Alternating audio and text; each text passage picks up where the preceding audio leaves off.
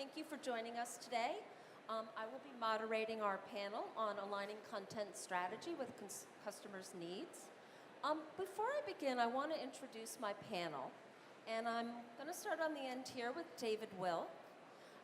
During an almost 40-year career, David has worked in almost every aspect of publishing and book distribution in both print and digital, working with everything from books on fine arts and poetry to best-selling nonfiction and innovative ebooks.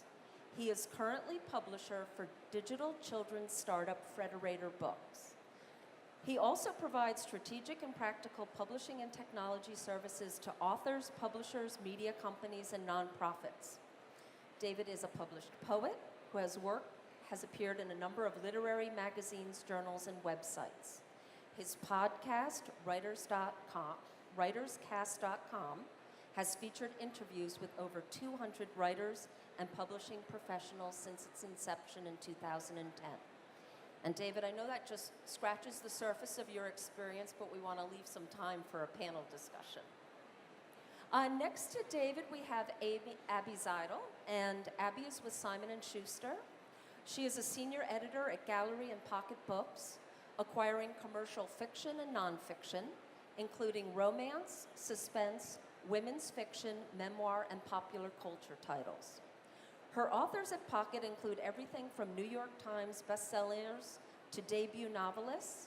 Recent titles include Far Gone, New York Times bestselling author Laura Griffin's hardcover debut, the #1 New York Times bestselling memoir Becoming Sister Wives, and international bestseller The Sweetness of Forgetting. Abby is also an acquiring editor for the digital-first imprint Pocket Star and the editor-in-chief of XOXO, a community and e-commerce site designed to share content and expand readership. Prior to joining Gallery and Pocket, she was an editor for Harlequin's HQN line, and she began her career with Bantam Dell. Next to Abby, we have Todd Ware with Elsevier. Todd is manager, supplier processes and systems, global supplier management. At Elsevier, he has worked in book and journal publishing for 27 years. Working in production, technical support, and management roles has given Todd a broad spectrum of knowledge and understanding of the industry. In addition to Elsevier, Todd has worked for Pearson, McGraw-Hill, IPC Communications, Sheraton Press, and Innodata. And last but not least, I'd like to introduce my colleague, Kaushik Sampath. Kaushik is Chief Operating Officer of CubeEnd and the creator of the CubeEnd eStore, a digital content delivery platform designed to help publishers sell direct to consumer. He is also the creator of Snap, a custom and multi-channel publishing platform that allows publishers to produce custom products and repurpose their content to various retail channels. Kaushik has over 15 years of publishing experience with extensive knowledge on publishing technology, ebooks, and retail. Okay, so now that we've done our introductions, our panel today is going to focus on how publishers are aligning their content strategies with customer needs and the opportunities and challenges that exist with the radical changes taking place in how content is being created, packaged, delivered, and consumed. So we've got a lot to talk about. I will leave some time at the end for questions. But right now, let's get started. And we're going to start with content creation. And I want to ask my panelists about how their content creation process and strategy has changed as the consumer base has become increasingly digital. And Abby, I'd like to start with you. And you've got one foot firmly in the print role at Simon & Schuster and another foot in the digital world. So I thought maybe you could tell us a little bit about what you're doing at Pocket Star and sort of, why Simon & Schuster launched a digital-first site and some of the things you're doing there that's different with the print side and some of the lessons you're learning. Absolutely, thank you. Pocket Star was born out of, frankly, our observations of sales numbers and seeing that more and more consumers were looking for ebooks. And we of course, produce e-versions of our print books, but as the indie publishing movement kind of came more prominent and people began self-publishing as well, we started seeing a really dramatic growth on that end. And it made us think, well, why don't we go ahead and take advantage of this readership that is clearly there and loves this format, and the opportunity to experiment with editorial content that we might not otherwise have been able to produce in a big enough way to make sense to print a large print run. For example, I work on mass market romance for one of the things that I acquire. There are certain categories that are really popular. If you want a Regency ball gown, great. If you want a cowboy, great. If you want ancient Egypt, harder to sell. But with the freedom of Pocket Star, we're able to go ahead and acquire a book like that we know has a niche readership because it's still treated just like a book. It's edited, it's produced very professionally, but it's less of an expensive investment for us, so we can take a flyer on things that might otherwise be a little hard to get out the door in the traditional bookstore market. Okay. Todd, I'm going to go over to you next. Now, journal publishing has been in the digital space, obviously, for a long time. But, I'd love to hear how, the content strategy at Elsevier, continues to develop with developments in digital strategy. And interested in some of the changes that are maybe happening with platforms and devices in the professional educational market. Okay. Yeah, thank you very much. And in Elsevier, we're looking at, of course, everything is digital, moving to digital. How do we get our content, whether it's journals or books or secondary content, learning content, how do we take that content and get it to all the different digital formats that we're looking at, and also the platforms. Elsevier has all of our own platforms. Science Direct is our online for journals and books. Most of our distribution is happening through that. We also have distribution through other channels for output in Kindle, also Inkling. We also look at, a lot of what we're looking at is how do we redistribute our content, not as a single book, but as taking that book and redistributing the chapters, doing chapter-based content. Moving towards chapter-based is something that we're looking at, and very interested in seeing how educational books can be taken and moved out into chapters, and then taking that, building new content, building learning modules for that content. So we're looking at our platforms. The biggest thing we're working on is taxonomy-based content searching, content retrieval, and then how do we reuse that content and then get that content out and distribute it to whatever's needed. And David, I'm going to go over to you next. And you're now, with your role as publisher of Frederator Books, you're not only digital first, you're digital only. So obviously you've got a digital content creation strategy going. I'd love to hear what you're doing. Well, as you said, what we're doing is digital only children's book publishing. And children's book is defined pretty broadly. We start with what are equivalent to children's board books, 3 and 4-year-olds, and then we go up to what you would call young adult, but it well into the teen and early 20s even. And it was born of, Frederator is an animation company. The Cartoon Hangover, which is the main channel, has now over 1 million subscribers on YouTube, and so we're kind of following in the footsteps of a digital audience, and we're trying to figure out how we relate to a completely digital environment where people are using devices, they're using cell phones, tablets. We want our books to be available everywhere. Our goal is to create books that people are really going to enjoy, that are completely entertaining and fun, and make them available wherever they can be. So that means we will try almost anything to get our books in front of readers. What are some of the challenges you're having with your content on the devices that are out there in terms of? Well, the biggest problem for us is that some of the devices don't support what we want to do. You know, in particular, we have trouble because Amazon's KF8 does not allow fixed page layout books, which most children's books are, and especially illustrated books that we do. You can't have audio with fixed layout books. You can't have video with fixed layout books. And while we are completely committed to a reading experience, we're not doing animated books. We're doing books that you can read, but we need audio. And so we've had to revise all of the books that we produce for the Kindle to be reflowable books with audio, which is less than optimal. So on the other side of it, as we found that for us, Apple has been a really bigger piece of the market than for many traditional publishers, because their devices really do support what we want to do, and so does so does Barnes and Noble, and so does Kobo. So, you know, the other issue is that lots of kids are not reading. They're not reading on dedicated readers. They're reading on cell phones, and even to a much lesser extent on tablets.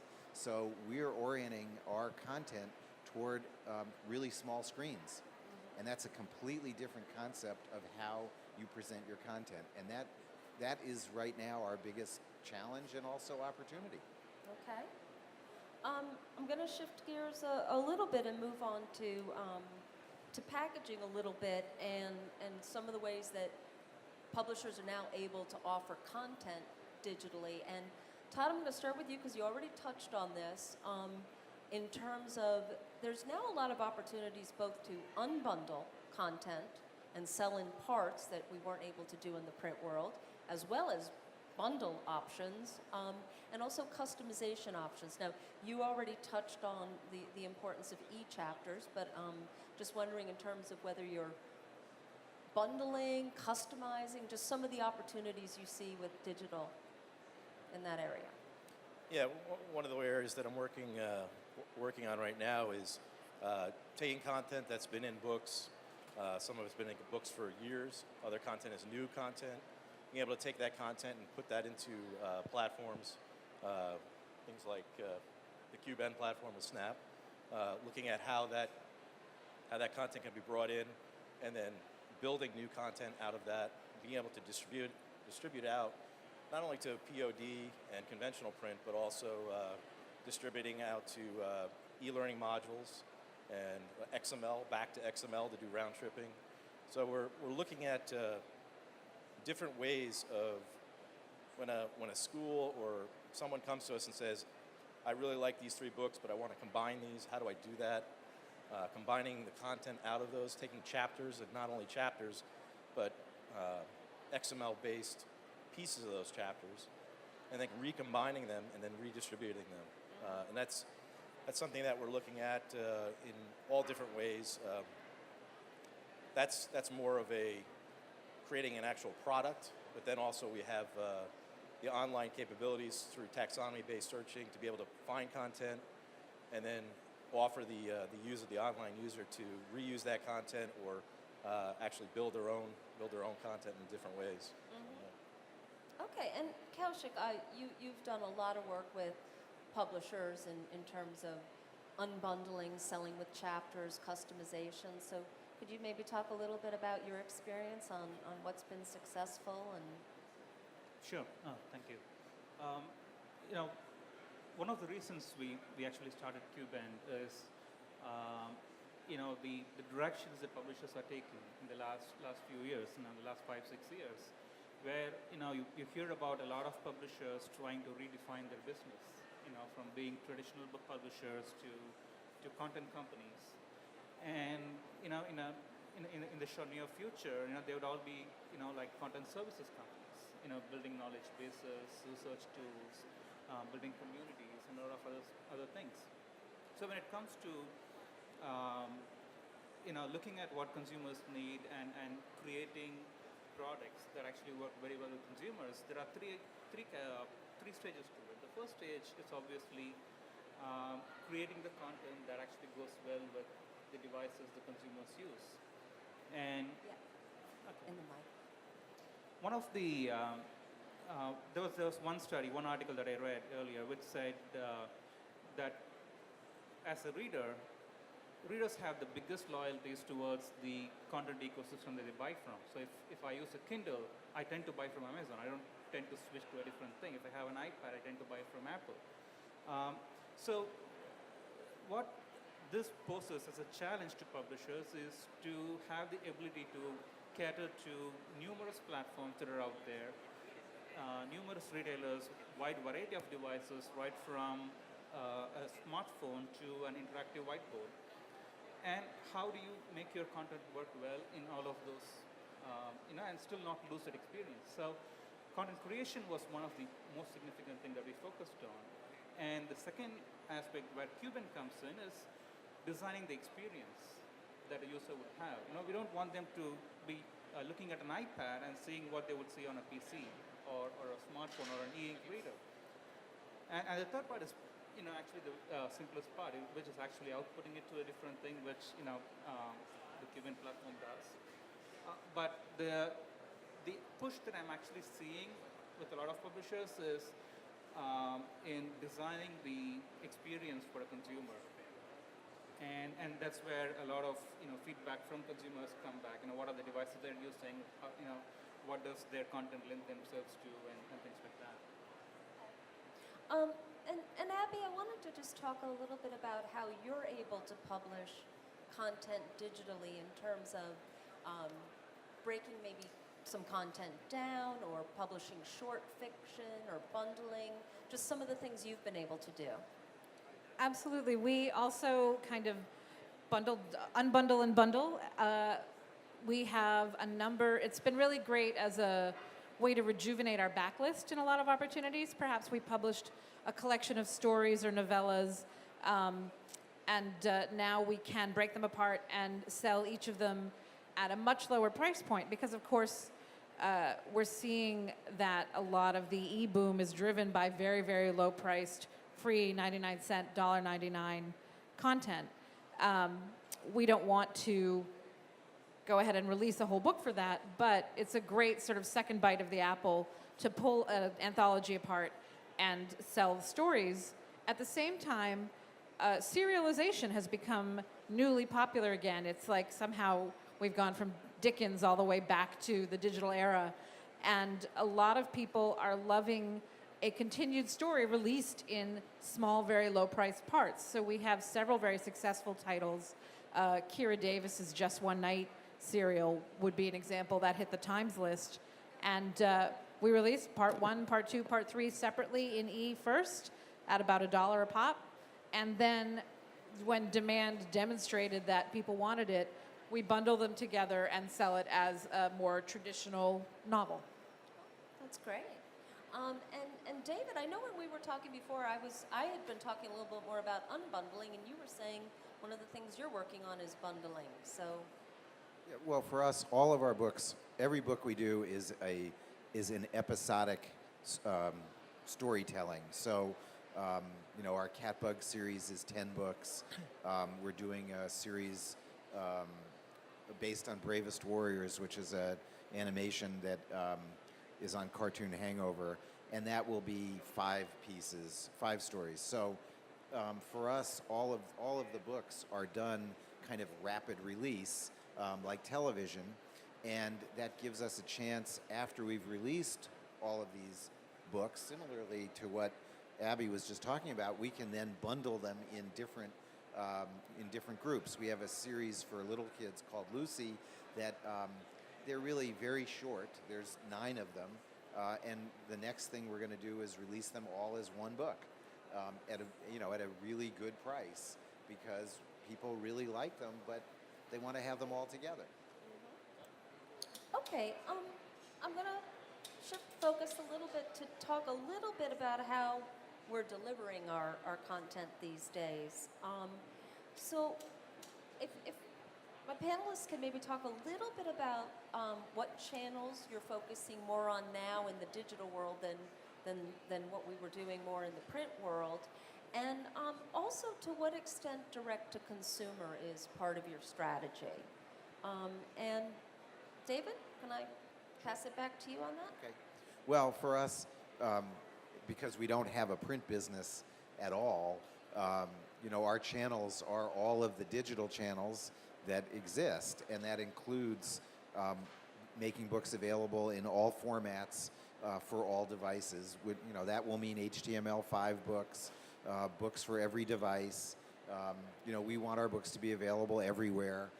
We provide free samples in emails and through social media using widgets. We make the material available as broadly as possible. And for us, direct-to-consumer is definitely it's kind of part of the DNA of what we do, because this was born from being a channel on YouTube where we're dealing with millions of viewers. So our concept is that we want to be able to sell through every channel that exists, and we love our retailers and all the resellers that we work with, but we also want to be able to have direct relationships with the people who we sell our books to. And Abby, I'd love for you to talk a little bit about XOXOAfterdark.com, because this is not only a community, but it's an e-commerce site, and it's designed to share content and expand readership. So you're... Absolutely. I'm like, I would love to. That's my baby. We developed XOXOAfterdark.com out of an earlier romance community space that we had created. But mostly we realized, having created Pocket Star, that one of the real challenges when you're working in digital first or digital only is, where's your showroom? Where are you? It's great that you have this stuff out there. How do people find it? And we've also found, especially on the fiction side, say, when you're promoting titles, fans really wanted that social media element. They wanted to feel like they were connecting both with the material and with the author. So XOXO After Dark was a chance for us to present a blog with comment capability so that people can come in and talk about things and join things. And we feature roundups of, military romances or great suspense thriller writers or whatever. We include excerpts. We do cover reveals. We have new content all the time. We have interviews with very popular authors to encourage people to come and engage. And along with that, we created a selling module that connects to each post we do, so that if you read a blog post and an author recommends a book that they loved, that they just finished reading, and you're like, oh, I want to read that too, you scroll down to the bottom, we've got buy buttons out to all the retailers, but you can also connect to SimonandSchuster.com, which can do direct-to-consumer sales. The bulk of our sales are still through our retailer partners, but we just want to make sure that we can get a button that you can click and buy a book as soon as we tell you about it. So for us, it's very promotional. Can you buy other people's books or just Simon & Schuster? Nope, it's publisher agnostic, actually. So you can buy anyone's books that we talk about it and put up on the site. We can talk later. And Todd, do you want to talk a little bit about your channel sales and direct-to-consumer strategy? Okay. Yeah, Elsevier is very centric on Elsevier platforms. So most of our distribution is through Elsevier platforms, and then we're also using platforms, the Kindle platform is a big one, and Inkling is another platform. So what we look at is building onto the Elsevier platforms, output, things like Expert Consult, Clinical Key, and different platforms within Science Direct that are used through Science Direct. Okay. I see we're starting to run short on time, so I do want to allow time for anyone that has questions. So I think I'm actually going to have my panel hold for a minute and just see, does anyone have questions for the panel? Yeah, please. Do you want to? He's gotcha. This is a question for Abby from Simon & Schuster. How do you measure the success of how the readership is being reached? Is it counting the click-throughs? Is it the comments and an algorithm? Or how do you measure the success? The question was, how do we measure success for our titles? It's kind of a combination. We're new enough that we can allow ourselves to be a little bit zeitgeisty about like, that felt good. We do, of course, want the core measure of publishing success is, did the book earn out? So did it earn what we paid for it? Great, it's a success. Beyond that, if we feel that we attracted new traffic to our site and we got improved our uniques compared to the last week or the last month, that's a victory for us. We also, of course, can track when people click through from the XOXO blog to a retailer, we can track intent to buy. So in fact, our percentage is stronger than the main sns.com site as far as intent to purchase clicks. So we're very proud because it's only a year old. That is a success for us. And honestly, because a lot of this is promotional in nature, if some of it is a bit more loosey-goosey, but if we can see through increased comment traffic or even the author's own social media increases that we've broadened their audience, that's also a win for us. So it's a bunch of different factors. Do we have some other questions for our panel members? Anyone else? No? Well, we're almost out of time, so I think I would just like to thank you all for joining us, and I want to thank my panelists very much. If anyone would like to learn more about QBend, Kaushik and I are available after this. We're also exhibiting over in the Digital Zone in 1961, and we've got some brochures and business cards here if anyone would like to learn more. But thank you all for joining us, and thank you to my panelists. Thank you.